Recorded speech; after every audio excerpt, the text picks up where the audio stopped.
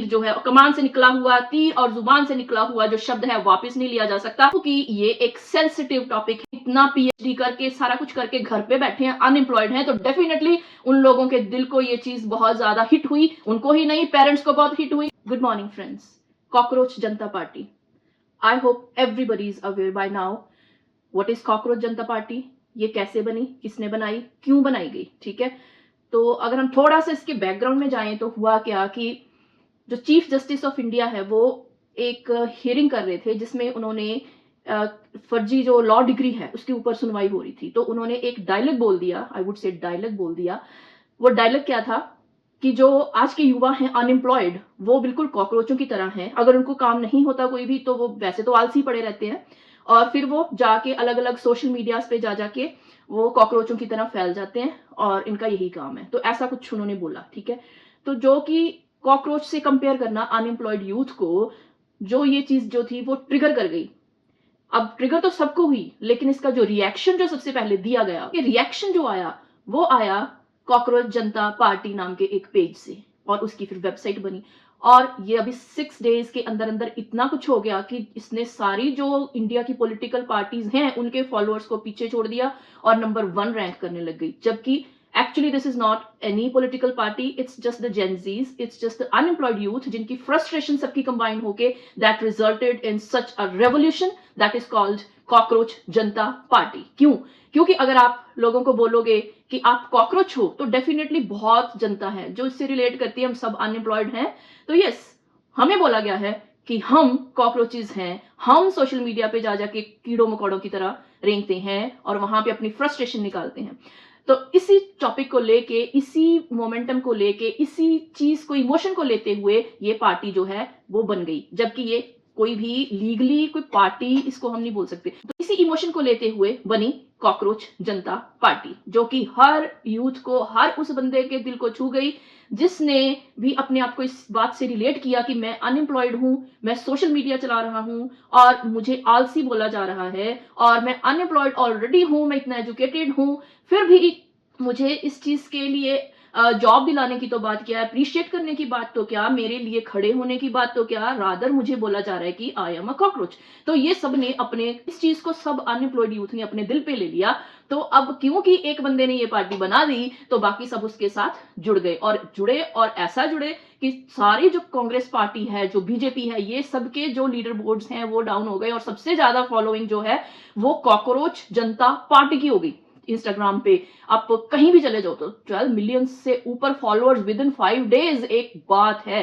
सो एक छोटा सा कॉकरोच एक इतनी बड़ी रेवोल्यूशन बन गया। ठीक है, तो इसके ऊपर रादर जो चीफ जस्टिस ऑफ इंडिया है उन्होंने नेक्स्ट डे अपना स्टेटमेंट दे भी दिया था कि I am not calling this to everybody, every youth, this is in regards to that particular case जो कि उनके पास था, जिसके ऊपर टिप्पणी हुई थी। तो उन्होंने क्लैरिफाई नेक्स्ट डे कर दिया था, but that was too late. Reaction इतनी फास्ट हुआ कि ये सोशल मीडिया पे स्प्रेड हो गया।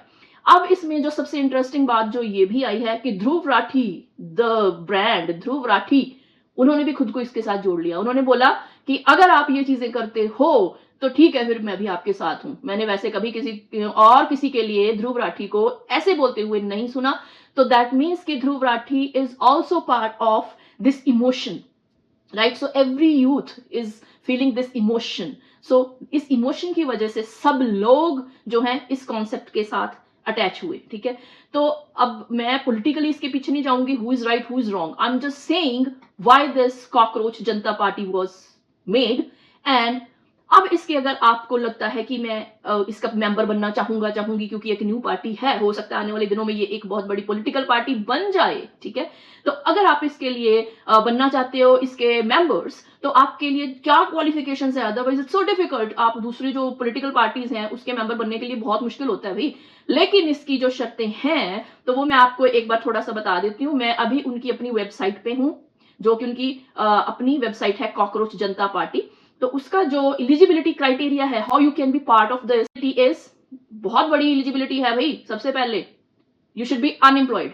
ठीक है, it's by force, by choice, by principle, और we don't ask, that's what they are saying. पहली रिक्वायरमेंट है आप बेरोजगार होने चाहिए। दूसरा पॉइंट, लेजी, आप आलसी होने चाहिए, physically only. The brain continue to spiral. ये नहीं है कि आप ब्रेन भी नहीं चला रहे, बिल्कुल लेजी हो कि सोते रहते हो, that is not the eligibility criteria. अब ये क्राइटेरिया क्यों है, तो मैं अभी एक न्यूज चैनल पे, एक चैनल पे मैं जो इसके फाउंडर हैं उनकी इंटरव्यू देख रही थी, तो उन्होंने बोला कि ये जो पॉइंट्स हमने बनाए हैं ये बेस्ड हैं उसी स्टेटमेंट के ऊपर जो चीफ जस्टिस ऑफ इंडिया ने दिए थे कि अनएम्प्लॉयड यूथ जो लेजी है, जो सारा दिन बैठा रहता है सोशल मीडिया के ऊपर और अपनी भड़ास निकालता है। तो ये चारों पॉइंट्स को लेके इन्होंने इसका एलिजिबिलिटी क्राइटेरिया बना दिया। पहला था अनएम्प्लॉयड होना चाहिए, दूसरा है आपको लेजी होना चाहिए, तीसरा क्रॉनिकली ऑनलाइन, आपको क्रॉनिक बीमारी होनी चाहिए एक तरह से कि आप सारा दिन सोशल मीडिया के ऊपर चढ़े रहते हो, सोशल मीडिया के ऊपर हो। और फोर्थ है यू कैन रैंट प्रोफेशनली, आप प्रोफेशनल तरीके से अपनी भड़ास निकालते हो, ये नहीं गंद बकते हो, ऐसा कुछ नहीं, ठीक है। प्रोफेशनल तरीके से आप अपनी बात, अपनी भड़ास निकाल सकते हो, अपने इमोशंस एक्सप्रेस कर सकते हो। So this is what the eligibility criteria of this cockroach Janata party is.